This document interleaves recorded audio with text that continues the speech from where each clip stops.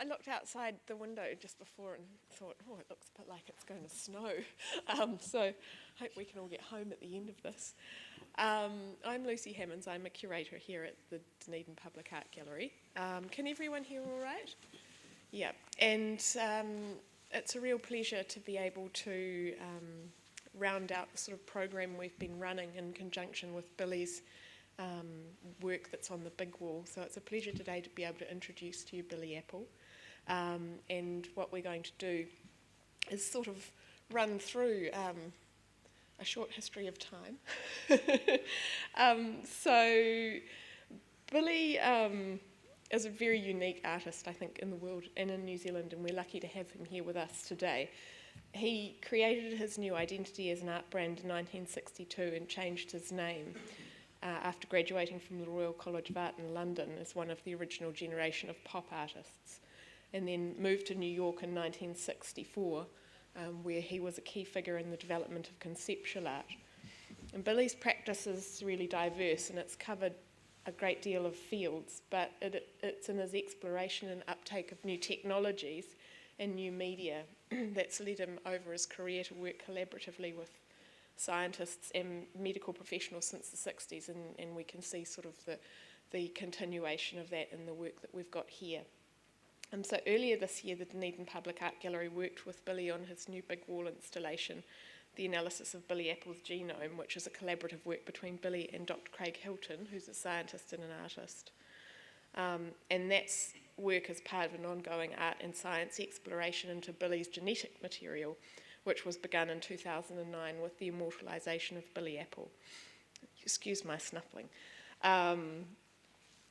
And recently we've had a really interesting program of events as part of the International Science Festival that used the analysis as a springboard for discussion around some of the implications of genetic research and ethical and scientific complexities of these sorts of advances. But today we're going to talk about the art in this transaction, the art context of the project, and how this fits into Billy's ongoing conceptual art practice. And in particular, today we're going to look at a subject which might seem somehow traditional, I suppose, in relation to the way that Billy's work is often framed up, and that's portraiture.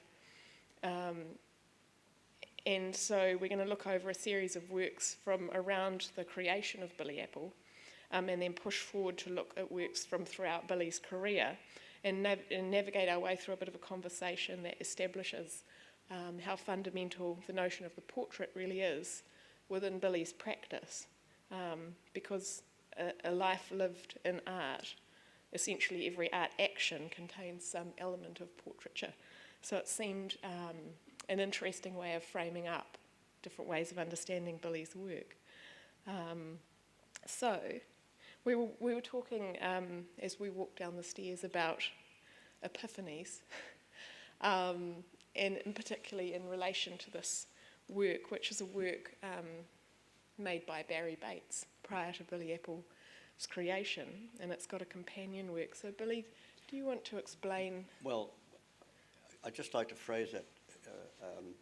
When I was in London in 13, Hans Ulrich is the director and head curator of the Serpentine Galleries, and I had a conversation in his office for 1 hour, and he asked me about epiphanies in my life. And of course I said to him that, obviously the name change would be it, and how many more do you want, It's quite a lot to do one of those things. But I realized that in fact what I have here is the same thing, because it's the very first work that I've laid down historically where my practice begins. What happened before I don't know, and it doesn't matter. And if it exists, it's another thing. Possibly the works don't exist. But anyhow, this work here is one part of two, which looks at the subject of painting. And I felt that painting the body, applying something to the body, is as valid as applying something to a canvas. And you've got to remember that when this was done in, I think, April or March of 1960, New York School of Painting was going on, abstract expression, abstraction, and international abstraction was rampant in Europe. And in the face of all that, this work happened. And And it's There's the companion. and then the second part is removing the lather, which, you know, is no different than if someone, you know, chiseling away at something or whittling or whatever. It's an action like in a traditional sense of making a model of something if you want to cast it or whatever. But it looks at both the subject of, you know, additive and reductive work. So that's where the practice actually began for me. And then the other early work that we were looking at yesterday is this work, which is quite recently gone into the collection of the Tate. Yeah, Tate Britain acquired this a year ago actually, and it's recently been on show in the Tate Britain with a group of works called British Art of the 60s. And it is a British art. It was done when I was at Royal College. In fact, it's the very first work that I was able to print off an offset lithography machine, which is a commercial machine for printing, you know, billboards and things like that. But the Royal College had an incredible collection of technicians and departments, and I was managed to convince the printer to print one-off on a piece of canvas. So the production for the film and making plates and things was done at the School of Ceramics, because they made transfers for, in the traditional sense, for ceramics on plates and cups and things like that. So they had facilities to do colour separations and all that. So they made the film, which then we applied to a plate and printed. The neon is the very first neon I actually made. So that was made by a company called Brilliant Signs in Shepherd's Bush. And a little brass plate that goes on the side of the work that acknowledges that. But so that's again where my practice of using the printing machine happened. At that time frame, I was restless at the Royal College, and even though I was in a graphic design school, my friends were in the painting school, like Hockney and Kittai, all those people, and I thought, oh shit, I'm always in there, so what am I doing in this department? And after 1 year, you get the opportunity to switch from apartments. If you can convince the head of the department you want to go into, the head of the painting school, Carol Waite, he was very agreeable for me to join them. And my own professor, Richard Guide, countered by saying, look, I'll make it possible for you to go to every department in the college and use their technicians. You know, a hell of a thing. It's, you know, School of Engineering and, you know, people, engineers and people in the furniture school that would make things for you. I mean, terrific craftsmen, real tradesmen. And what he did there, I guess it's another sort of epiphany moment where my practice actually was locked in at that point, where really, in fact, I never made another thing myself after that discovery, and really was actually hands-off, head-on. And so the practice was really very conceptual right from the word go. So that signifies that. And so we sort of round out these very early group of works with this other, what has become essentially the seminal kind of image in becoming Billy Apple. Yes, it was in late November. I was sitting in my good friend Richard Smith's loft in Clerkenwell, and we were talking about it. And I said, look, I really want to do a work about a brand, and that I thought, well, I better become a brand myself, and that's what happened. So we sat. It was very cold, you know, and so we sat by a lovely heater that he had. And he had a little A5 pad, and he wrote down the various names that we were thinking about, and he finally screwed the bit of paper up when I decided it was Billy Apple and threw it in the fire. I wished I'd kept the thing, but probably it's good not to have that sort of evidence. But to make this stick, I became a blonde for this image and the subsequent images that will follow this one, which was a official sort of mugshot or portrait of the new person, the new brand. It was front and back, a very classic sort of picture, and I had Robert Freeman, the photographer's name, is credited on the thing, so I make no bones about other people helping. I always felt that you should not hide behind, implying you do everything. No, I don't do everything. I have a huge group of people who help me, great team. And Robert was a very celebrated London fashion photographer and a good friend of Smith's, and that's how I met him. He did a lot of film, a lot of work for the Beatles movies as well. One of the movies he did was actually portraits of them, and then I think one of the heads was turned backwards like this. So in lots of ways, art feeds other things, and it was quite pleasing. Billy, you've talked... Again, that's full colour offset on canvas, so it's quite a production to do. We just did 12 canvases, and each one's fractionally different because of the amount of ink that goes onto the canvas. It's using the same systems as running a magazine, printing a magazine, except it's on canvas, and that was quite radical at that point. The machine was such that it would allow that to happen, and I think I was very lucky to have that moment. Billy, you've talked about the influence of, and we talked earlier in the week about Rembrandt and Warhol, particularly in terms of their returning interest in the form of the self-portrait and how that sort of recurred in their lives and their practices as artists. And I wonder if you could talk a little more about what drew you to each of those artists and how your portraiture from this sort of period and ongoing might deviate from the way that they approach things in particular. Well, one was an amazing painter to start with, but he did do an awful lot of self-portraits. I mean, other artists do self-portrait, but he really did an awful lot of them. And there's one remarkable one in Kenwood House in Highgate, and it's not finished. The bottom of the canvas is not painted in. It's quite a remarkable painting. And I know that Metropolitan have a huge collection of his portraits, and I went into a room once, and there must have been a dozen of them, around 4 walls. It was quite overwhelming.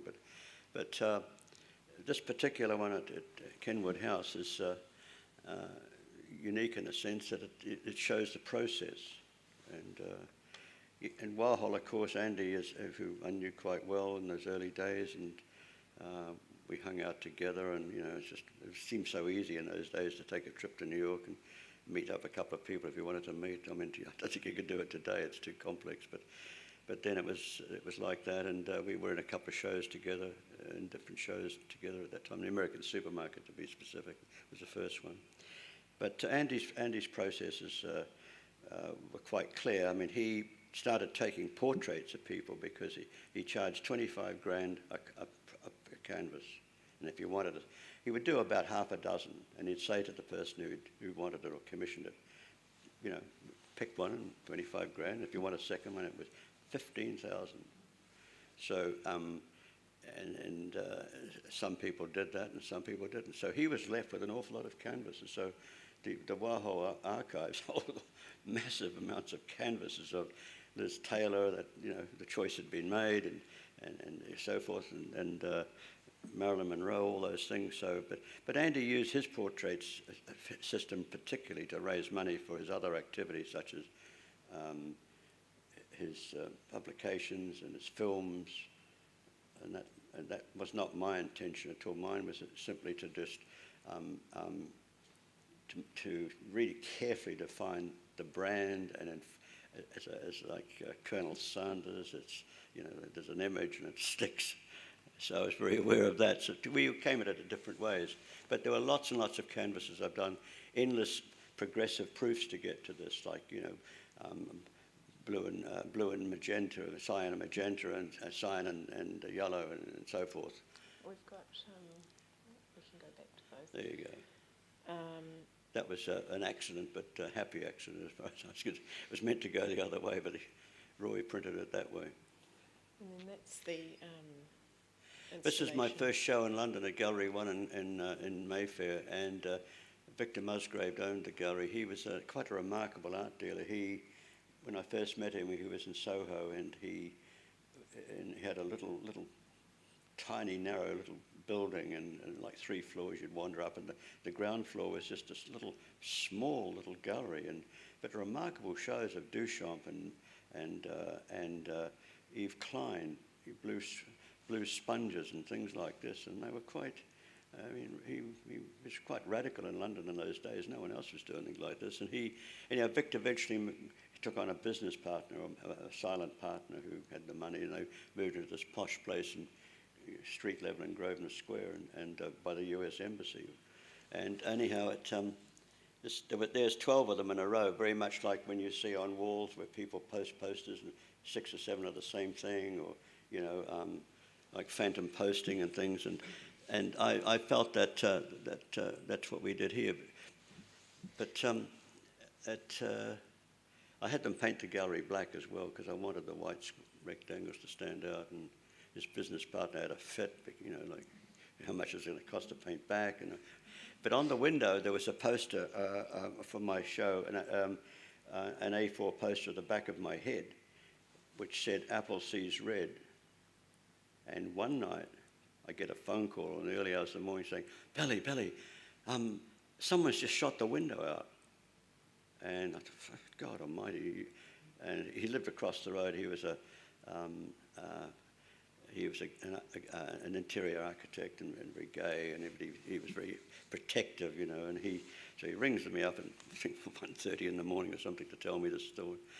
But I can understand it because Apple sees red was like a commie thing.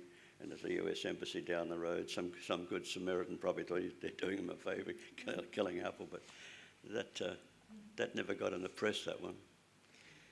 And traditionally, this sort of concept of a self-portrait is an image that's created by the artist of themselves, which, you've talked already a little about this hands-off, head-on kind of approach.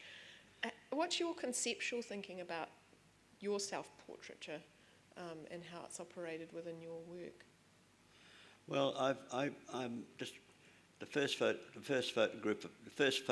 was Robert Freeman. This was done by a man called Ira Mazer, who was again a commercial photographer in Manhattan. He took this shot of me, and it was the only one ever taken with my clothes on. Never wanted any clothing showing because it would indicate a time frame, and I liked the fact that you can look back and say there was no fashion thing to say it was 1800 or 2000 or whatever. It's just this body, but Ira was adamant about it, and I never let him do it in colour. We just did a black and white photograph, but I subsequently used it. And then I did a group of works that eliminated the thing, the canvases, until there's nothing left. I don't think we've got that one here. I was trying things at that point. I was interested in what they call split fountain printing, where you could put a dab of colour on one end and a dab in the middle and another on the other end, and when the rollers went around, they'd meet and the ink would start to blend and make a rainbow, and then they'd keep ever changing, and we just kept printing to see what would happen. Yeah, if we just skip forward, there's some... And eventually Harper's Bazaar, in November '68, I had an issue, where Marshall McLuhan issue, and I was asked would I contribute to that, and there were couple of spreads they gave me, and so here we go again. So we took the lipstick and I had the printer take a black and white photograph of that lipstick tube and do the endless proofing till I found one that I liked, and then we printed it. This one here is quite different. It's a portrait of the photographer's girlfriend, a very Harper's Bazaar Vogue model, and anyhow, he took this photo of her and he gave it to me, and then to his horror, I said to the engraver that I want you to cut it in half, like do all the film separations and cut it in half and move it over and print it, and that's how they did it. So not long after that, Max Factor Cosmetics came out early the following year with an ad that looked just like this. I mean, the principles of the colours like this. I mean, they couldn't get away with it today because it would be, intellectual property, and that wouldn't be allowed. But in those days, you probably that wasn't a question that really came up back in that point in time. Billy, you've continually reached out to these people that that make your work and you work with and collaborate with, and networks that you sort of set up around yourself in order to allow your work to respond to new technologies in particular moments of change. And you've sort of talked a little bit about that with new print processes as they arose in the 60s and in the 70s. What do you seek when you're looking for collaborators? Well, sometimes it doesn't always come from me. I remember in '64 when I went to New York finally to live, in August of '64, somehow I found myself involved with a specific gallery up on the east side, and they had used the summer months to create a supermarket, a superette actually in the gallery, which was ground street level. And that was actually the American Supermarket. It became a very famous show and still is. And it looked like, Life magazine cover. And there were people coming in holding. There's this wonderful classic shot of a woman coming and holding this Andy Warhol soup can, wondering why it was $25, not 25 cents. And it was a bit like that. And I remember that. Richard Artsparger had done the checkout counter in Formicas, different Formicas, like his work was going to become. Richard was actually a cabinet maker by trade, and eventually gave all that away because his own works are making so much money. But he did the checkout counter, and I remember as you walked in, Jim Rosenquist had a little painting, and then Roy Lichtenstein had a painting of a chicken in a dish, and then Tom Wesselman had another chicken and a big one and something else, one of his work.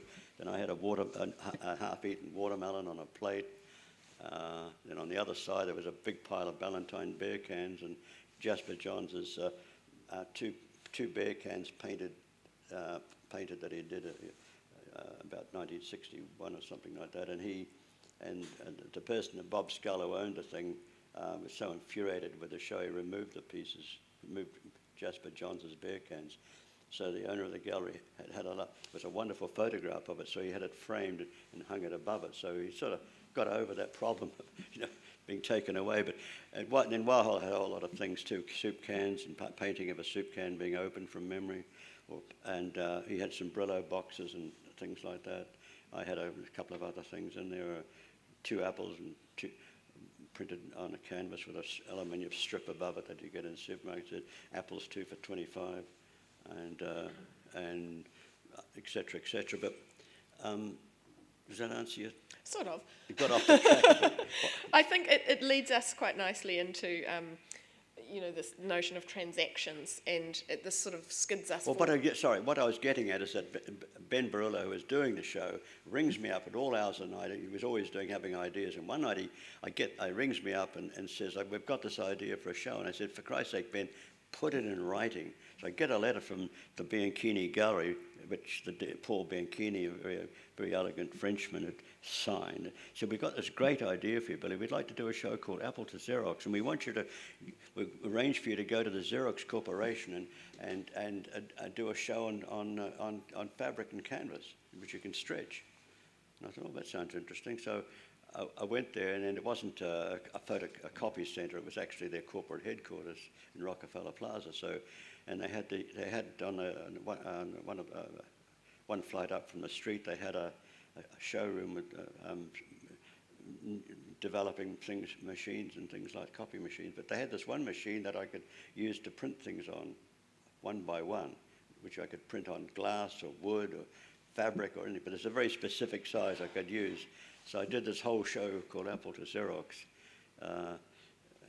there. That was my very first show in New York in January, the following year, 65.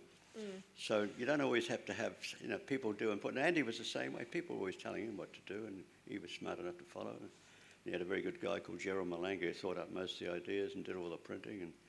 And it's all team building stuff.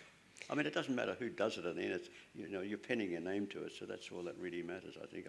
I certainly can't be that good at everything. I don't think anybody can, so it's a subject that I got rid of right away. But likewise here, these are a combination of, these are what I call portraits too, because portrait doesn't have to be something like a mugshot on a driver's license or a passport. You know, a name is a portrait, and I've done a lot of these. Some of these are hand painted by a chap who. Terry Maitland, who's always painted my pictures. The reason I started painting, because in New Zealand there was no machinery to actually do the sort of works that that I'd been accustomed to doing, you know, which I'd prefer to have done, because a machine is blemish free. You know, it's like it's what it is. There's no emotion. It's just a bloody thing. You set the type and there you print it and there it is. But Terry was very good signer. In fact, he's so good that I've had to tell him of recent times to back off a bit to make sure it's super clean and sharp. But please, if you're doing a letter S, I want to make sure that the brush, you know, if you look at the certain lights, you can sort of feel the grain of the brush, you know, doing what it is. So it is a painting as opposed to something being printed. But I now have an organisation called Omni Graphics who do all my canvases and things like that. One on the outside, that's on PVC, but we do canvases like that as well. And they use UV impregnated inks, which you can wash and it wouldn't come off. But the big thing with that is that I can determine how much ink goes on the canvas. I can ask for 2 or 3 passes, or they're talking microns, and they're quite dedicated to the works I do. I mean, so I'm back to where I started while in London. I've now actually found someone now who can print everything I ever want to do. Any size I like. I mean, the limitations is the size of the canvas. So far, without importing, it's about 1800 wide on a roll. So we will have to scuttle through some of these next ones so we can get to the immortalisation before we run out of time. But from the collection in series like Paid, and we've got the IOUs and the bartereds coming up, but these sort of works that are about the exchange or the transaction between you and your clients. And that's right. I mean, people want things, but you know, people don't really always have the money. And I thought, well, you know, I mean, a lot of people. I mean, despite what people think, there isn't a hell of a market in New Zealand, really. I mean, the auction houses lend you to believe they're making millions, but you know, it's not really the fact, and it's a second-hand market anyhow. But on the primary market, there really isn't a hell of a lot of money, and you know, many shows happen and there's nothing sold. But in this instance here, I figured people wanted, and I said, well, if you want to go and pay my speeding ticket or something, I'll put it on a work that an A3 panel, that a black print, and run around to my favourite framer, and he'll frame it up. There's always the same size frames, dimensions, and so the invoice is not only the invoice, but you've got to pay for the framing. And if there's a dealer involved, you add the dealer commission on top of that. So sometimes a $10 parking ticket could be, you know, quite excessive. And so it sort of leads us into this understanding of sort of rationalising or compartmentalising, or working out systems around which your art practice operates. So this is your business plan. This is my business plan. It's the golden ratio, and it's done in tones of grey from 100% black. So 61% of black is that darker grey, and we've worked it all out very carefully, and the typography is the same way down, that it's the next skies down. In other words, if I blew the 23.61 up to the same size as the square, the text would be the same point size. It goes like that. And I've gone all the way down, way past that. But this is my simple business plan. So basically, with a dealer, the artist gets 61.8, and the dealer gets 38.2. Now in London, my dealer gets 33, and I've said to him 38.2. You should take James. Peter McClevey, I remember when I did a work like this with Peter McClevey, it was called AC/DC, and he sold the work he sold two of these little AC/DC pieces, and he sent me a check for it, and I sent it back and said, Peter, it's not enough, it's 38.2. So Peter crossed right all the new thing, crossing out, initialing this wonderful check, and I wished I could have kept a photocopy. I never did a copy of it, but you know, I just said, Peter, work harder, you know, for me. And they lead us into there's a plethora of different forms. Yeah, this is in the Bit-to-Bit in Rotterdam. We had big shows there, two big shows there, and following each other at the same time. One was called History of the Brand. The other one was called Reveal Conceal, and this is the Reveal Conceal part. I think, is that right, Mary? Yes. And I think these. The IOU, by the way, IOU canvas is. I've done a lot of them. It's a whole system set up whereby Peter McClevey took an IOU, one of my IOUs, which says amount on demand, because without the word amount on demand, it's not worth anything. And it's a legal document. I mean, it's a contractual arrangement if it has on demand on it. And, you know, like you hear those movies where someone buys a marker and it sells it to a nasty person. He gets his money out for half price, and the man he sells it to wants his full cut, you know, and you break your arm or whatever. It's sort of into that land of, I never know. But IOUs are, in fact, not taxable because it's a loan. You know, if it's never paid, it's still a loan.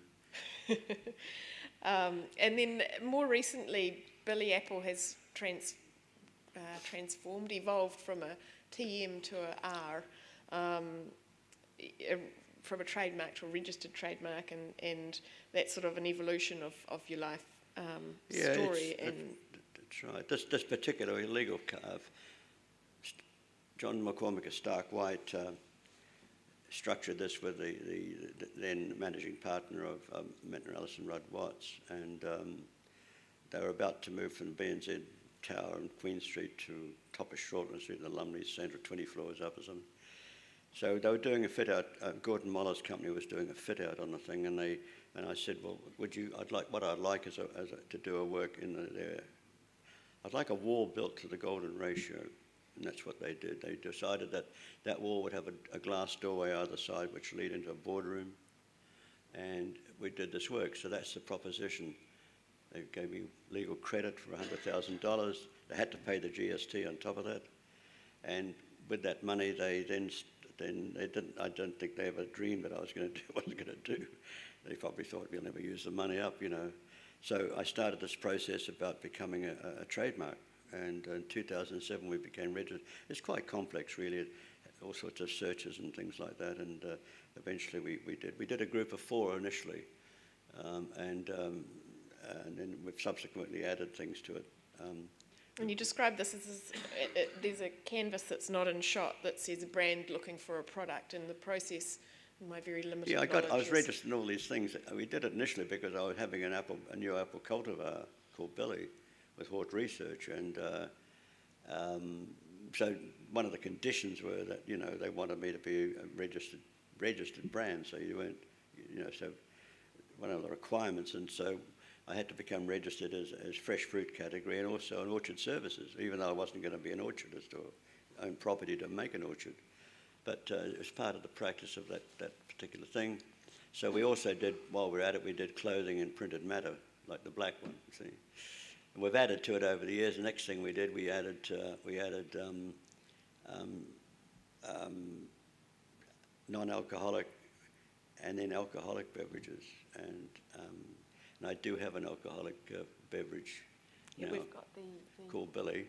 It's my ciders. My business partner is a global design director for Saatchi & Saatchi, and we've done this product, and we have a distributor, Negotiant, who's probably the biggest one in the country. They took the whole, we did 70,000 cans, they took the whole first grouping and or a run, and then we've done a second run. They took that, and that's gone. Now we're in the third run, and so we did 35,000 cans of each one. So and we popped in for the Dunedin audience the Billy Apple tartans. Worked out to the golden ratio. Well, using golden ratio proportions of squares and rectangles and things like that. Yeah. So there's a green one to come too. But it sort of the red and green to me is also significant. It's like port and starboard, and it's very simple. The can's very pure. It's an incredibly. The green one is actually carbonated. It's about 4.5% alcohol. They're both carbonated, and the green one is very dry. It's like drinking champagne, and it's the red one's.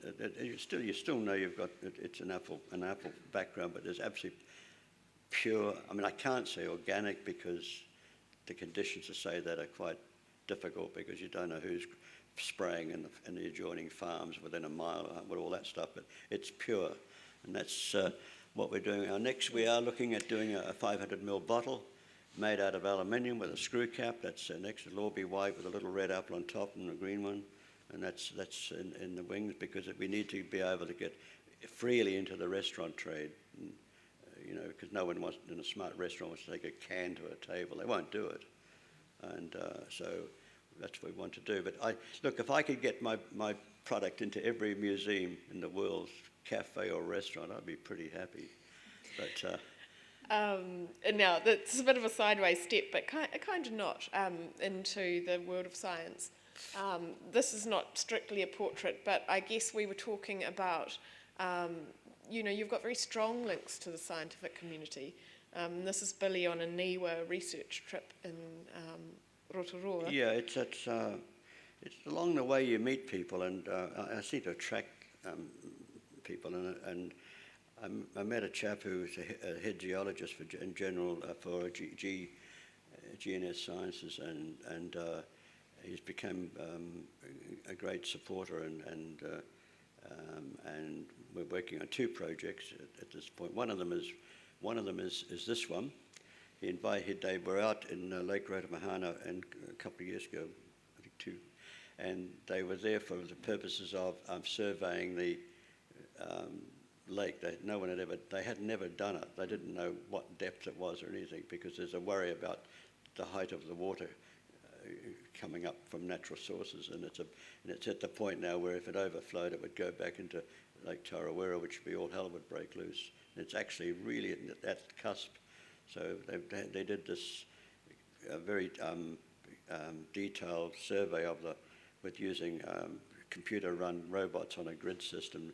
These robots came from America, I think one from Germany, and they do different things, but they were able to map the whole lake, so they like a grid system, so they could tell you, with coordinates, that the average, it's about 114, 116 meters deep. It's a lot of water.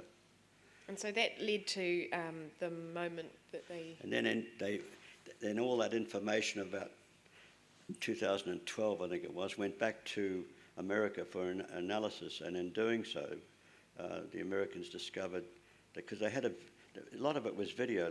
They had video link-ups on the submersibles, and in doing so, they found there were three images turned up. Two were out of focus and blurred, and one wasn't, and that's the pink terrace. It's a piece. First time someone had seen the pink terrace in Lake Rotomahana since it flooded. It was an amazing moment, actually. They know exactly the GPS coordinates for it, and I had them take me out to a boat, and we're there for the weekend, and they humoured me, and Mary took me out on a boat which had all the equipment on, and Long and Latin placed me right, sitting up on a big orange ball in the stern of the boat, and that ball was used to tow behind the boat when the robots were there, so they'd know if anything went wrong, something would happen. And I'm sitting on this great big ball, and the centre of the ball is exactly below me. I think, 770-something metres below me was this step, because it's too deep for free diving. And but it was a curious sort of moment. Here I am standing with just that much water between me and the step, But we're going to do a work, and we were both quite keen to actually go out with.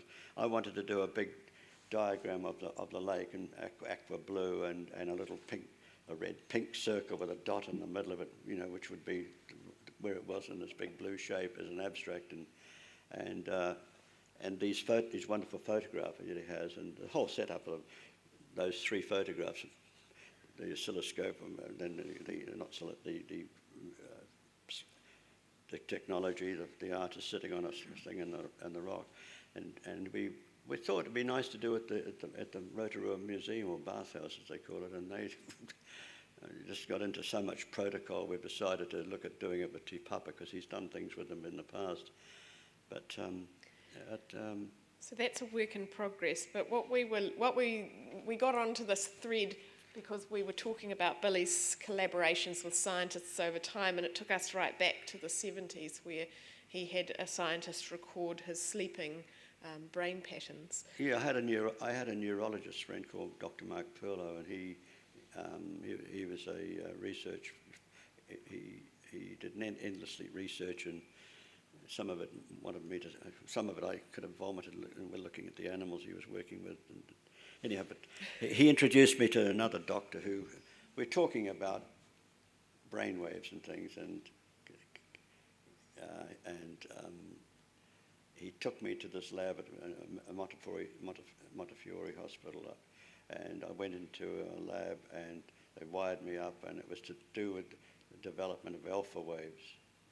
And here is there a picture there? I'm all wired up, laying on a bed, and and they videoed the whole thing. There's a whole film of just of my head on a pillow for an hour, and this printer, the normal brain patterns, and they could tell when you're in alpha state, because it's neither one of being awake and neither one of being asleep, and you can't will it on because it doesn't happen that way. And anyhow, the very bottom line was a pen, and he would have a buzzer hooked up to this thing, so if he was in another lab, he would know when someone's have a burst of alpha. Now the sound was like Morse code, like da da da da da da da da. Not that Christ, it's Morse code, So when I heard it later on, and of course the pen line at the bottom was in fact like dots and dashes, and I thought, oh my God, it's a subconscious talking, and I thought, I've got to get it translated. What have we got here? Thinking, and so.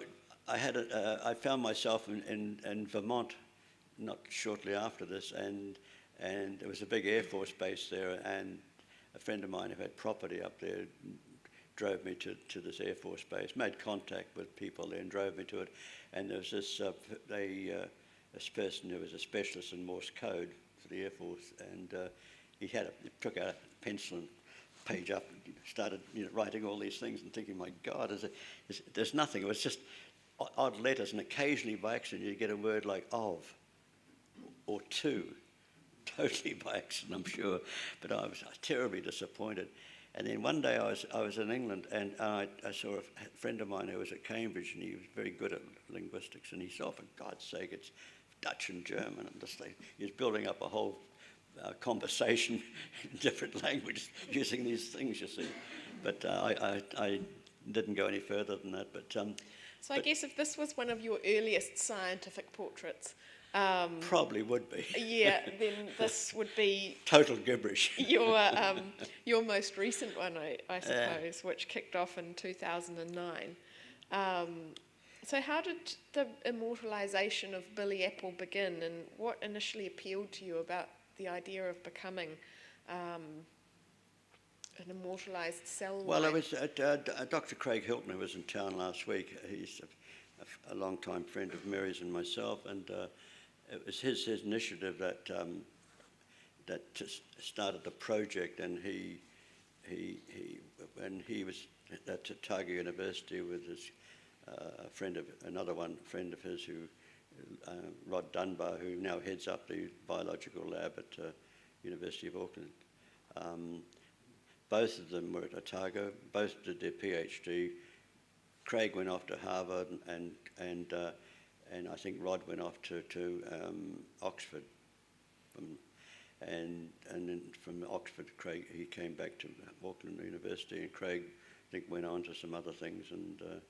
But it was his initiative that got it started. And we went to the lab one day, and they took some blood from me, and then they were able to grow these cells. So there's been different sort of artworks within the process of the immortalisation, one of which is the film that we're seeing on the other screen. So that's what this is filmed down the microscope into a petri dish, and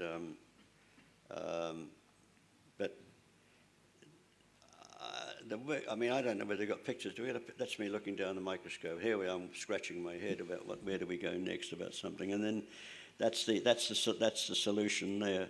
This is a stark white. I presented this work publicly with an incubator, and the door of the incubator would open. There's a glass door inside it, and it shows you a petri dish there with the cells, and the cells have to be fed and they grow, and they're kept at a constant temperature. And the bottle of gas is CO2 next to it, which is an ingredient that is required. And it was a pretty interesting show. In the gallery, all you got is an incubator and a gas bottle. And the next show is actually, do we have the next slide? The next show, a year later, I just presented this as like we have here. But the outcome of that is that what I liked about it was that the works like we have downstairs, one is a part of a contract, which I had to agree to, which I'm happy to. That led to another work, which, can we go to the next slide? There we are there. And it places it in time, and it's in a, my cells are in a collection, not the Tate Britain, but in a cell bank. And so, you don't always have to be in museums. There are other types of things to be into. And I think this is an expanding sort of time we live in, and I don't care whether I'm in the Tate Britain. I do, but I don't. It's just as interesting to be in this, knowing very well that this work, can go to the next slide, please. Is doing some good. It's possible that my blood cells are going to help somewhere along the line, to help cure something, and I feel that's quite a legacy to leave, if nothing else. And of course, this was a part of a show in Hong Kong in Basel Art for a couple of years ago. 3 years ago, and the artist will live forever. That's true. My cells will live forever, which is a part of me. And I've always thought that, people are wanting to live forever. Well, I think if the body, this is how I perceive it, if the body is just a thing to hold the brain anyhow, and as far as I'm concerned, although I go to the gym to make sure it can support the brain. But I do feel that what I've done here is that there's no ending. There's a date, Billy, up on 22nd of November 1962 dash. There's no ending because of these cells. They're going on and on. We sent 60 million of these cells to the cell bank overnight. Imagine trying to get from Auckland University to the cell bank in Virginia, and they did it in less than 24 hours, door to door. And it's like delivering a heart in a special pack. Medical things have a whole different regime going through customs and all that sort of stuff. And that's what it did. But now they're probably 600 million. It could be God knows how many million, but they keep growing. They can store them. They can put them on hold. I was with the university recently and for a meeting, and what Rod's doing now for me, he's about ready to do it. He's going to take some of my bad cells, like my diagram downstairs is, there's good news and there's bad news. Well, he's going to take some good cells, and he's going to take some bad cells, and the film's going to be where the good cells attack the bad cells. This is all in a petri dish down a microscope, remember, with the camera. And when the good cells gobble up the bad cells, there'll be a little red explosion to indicate that it's gone. It's not a comic book explosion. It's just a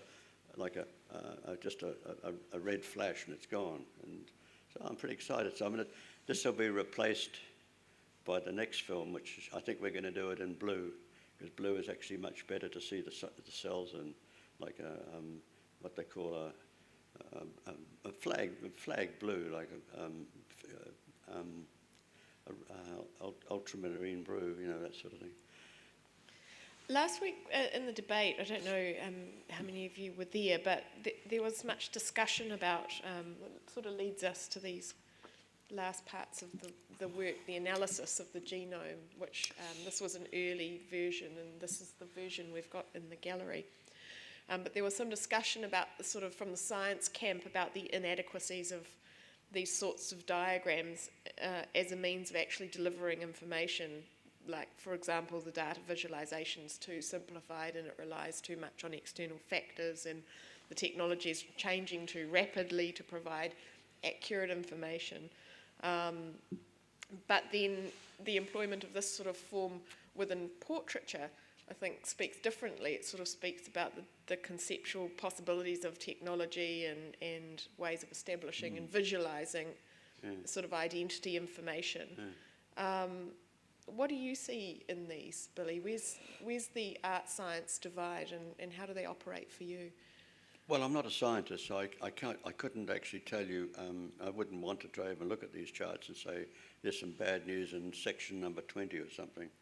I've had various people look at it who know how to read these things and have told me that, but I don't feel that I won't go into that area. But it is a portrait of me.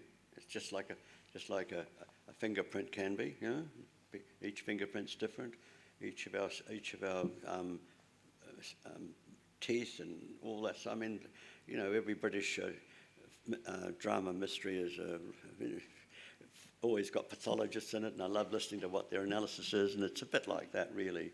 And you know, I can't deliver on that myself, but I have to rely upon somebody else. But look, when we did this thing, I said to Craig, if we were to print it out, how big is it? He said, look, it's 60 boxes of photocopy paper. That's 4 reams per box. That's 400 sheets a box times 60.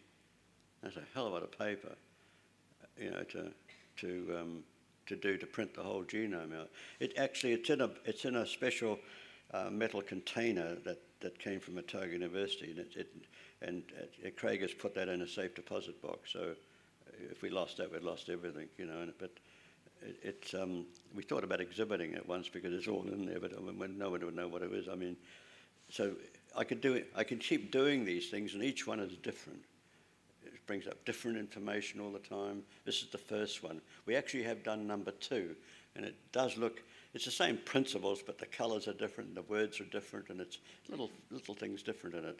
But, you know, I mean, I could do number 3, and it's probably fractionally different again. But this is the very first one, and I'm quite happy just to leave it at that. I've done one on a white background, and which we originally had in the gallery here, and we quickly changed it to a black one. But so I'm going to show the white one at an international science conference in Nelson in late August. At their invitation is to do a scientific poster, what they talk about, and they're a metre square, and I'm going to stand there because I'm here with all these eminent scientists giving papers, and they've asked me to come along with this thing. And what can I say? I can't talk about science, but I can talk about it's a portrait of me, and I can talk about it and tell them that, you know, you probably think portraits are something like a mugshot, and we'll go into that a bit. But all I can say is, look, there's some good news and there's some bad news. You know, I can't tell you. And they will. They'll look at it and go, oh, you know, there's chances of this and that and whatnot. I've had all that done. You've survived this here. You obviously work your way through that and all that stuff, you know. So. Yeah, somebody rather nicely described them as future portraits in the debate, and I thought it felt very apt. A sort of a what might be sort of discussion cropped up. Yeah, but yeah. I guess what I was thinking of a little over the last few days of looking at these images and thinking about the different iterations that Portraiture's played in your work and your different collaborations with various technologies that happen to be cutting edge at any particular moment in time, is that it charts you in a moment in a very sort of distinct way. I think now's probably quite a good time to see if there are any questions in the audience, Billy. Yes, I would like that, and if there is some. I'd just like to quickly say that contemporary practice for me is one that is very wide, and it can be from, you know, putting soap on someone's face, or it can be to what you've seen. So there's no one thing. I mean, I think that's how a contemporary practice should be. The next show, I don't know what I'll be doing next week. I do know, but it won't look like this. But it's and it's good. But if there's anybody got something they'd like to know, I'm happy to answer. Yes, Clay, thank you for listening to your hosting. Post-mortem, what does the transactional universe look like with a brain and the living cells? Gosh, what do you think? Well, I guess that's the whole conceptual thrust on one level around the immortalization project, isn't it? And it's, you know, Craig described his wish to create an open source Billy, last week. And I guess on some level, that's what the I consent canvas does, is provide consent for the ongoing use of this material in the research realm. So I guess that's the crux of it, is that. Yeah, I know that I don't have the right to. We don't even Dr. Hilton or Dr. Dunbar, they don't have the right to go back to the cell bank and say, what is that particular scientist doing? Because you can't ask them what are they working on. I mean, it's very it's confidential, and you can't ask, what are you doing with my cells? I'd like to know the results, but you can't ask. You sort of got to wait till the result. It's interesting, but you got a lot of trust in that sort of thing. But I do hope that it's doing good. Art for good. That's just, I can't. I love helping charities, so I love, it's good feeling to help people.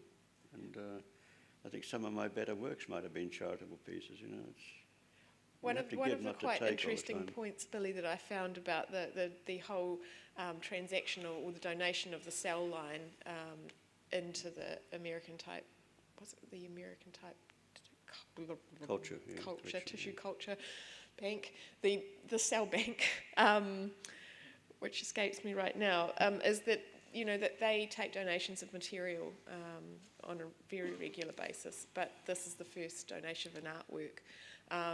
Well, it normally is a coded number, and part of my giving to them that it had to be known as the Billy Apple cell line, because I'm a registered thing, and I wanted that in there, so that it's a gift that when keeps on scientists giving. go and they ask for some Billy Apple cells, not number 352 or something, But look, Helena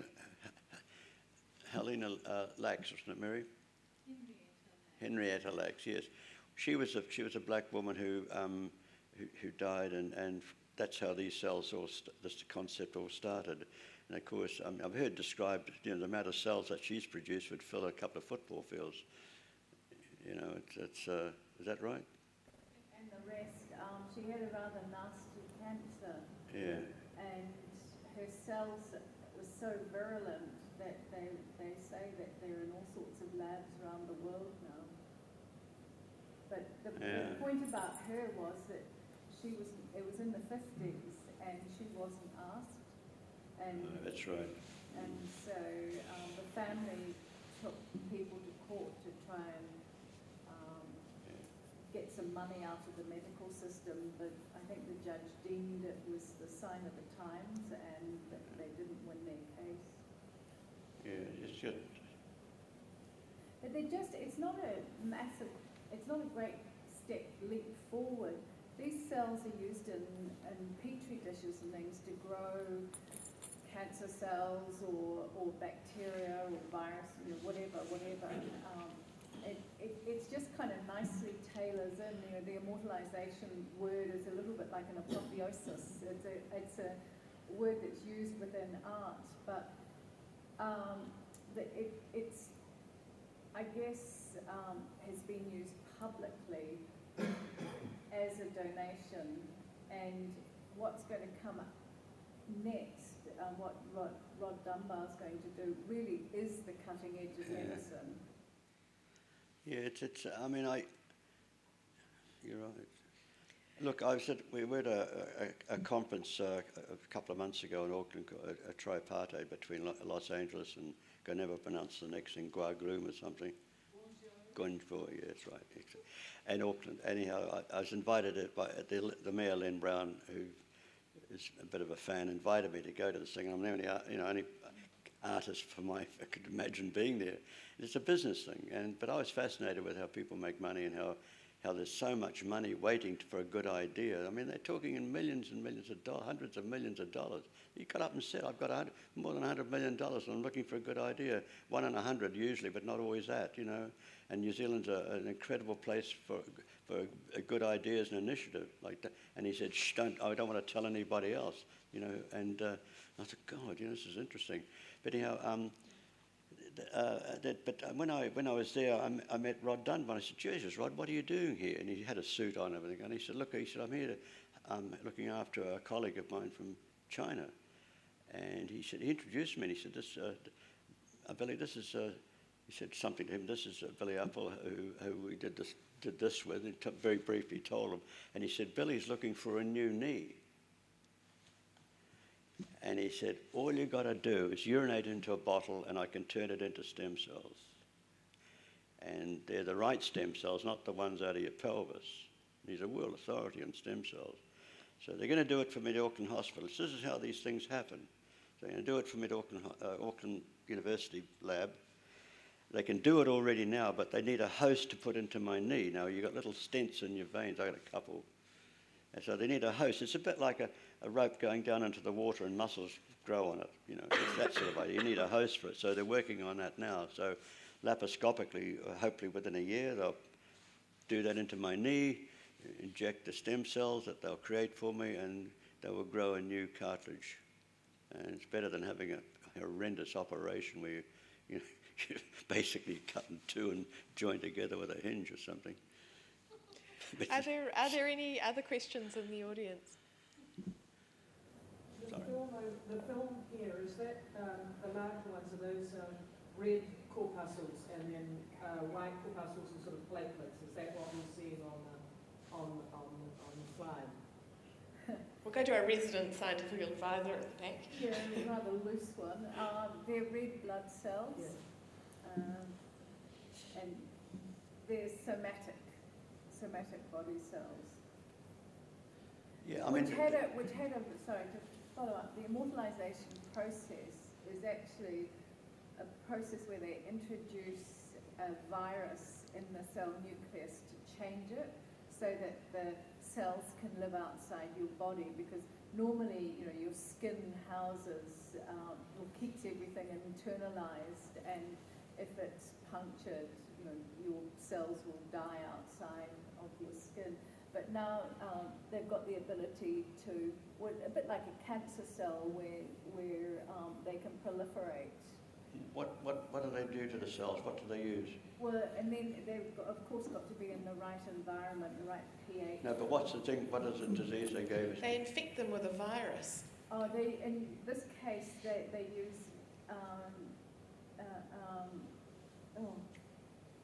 not Guillain-Barré, the one that glandular fever. Glandular fever. They can be injected into you, and you'd be right. If they put them back into me, I'd die. You can't. Apparently, that's my understanding. But look, on one hand, as an artist, it's nice. As the art part of it is, I know that outside of my body, outside of me, is a big hunk of me, millions of them, growing and living. So if there's any art, it's about another way to keep on going. And of course, this could actually be. We've had conversations, but it's going to be difficult in this country to regrow me. I think that's probably quite a good place to end. And But there's a whole conversation there. But we don't need these to do that anymore. That's all we need, actually, and that could be done from that. Before we end, I just wanted to acknowledge Dr. Craig Hilton, who was Billy's collaborator on the project, and as we've said, Dr. Rod Dunbar, Creative New Zealand have assisted at certain moments in this ongoing project, and also Daniel Verdon, who helped with the production of the moving image work that we've seen today, and Billy, of course. So thank you very much, Billy, and thank you all for coming.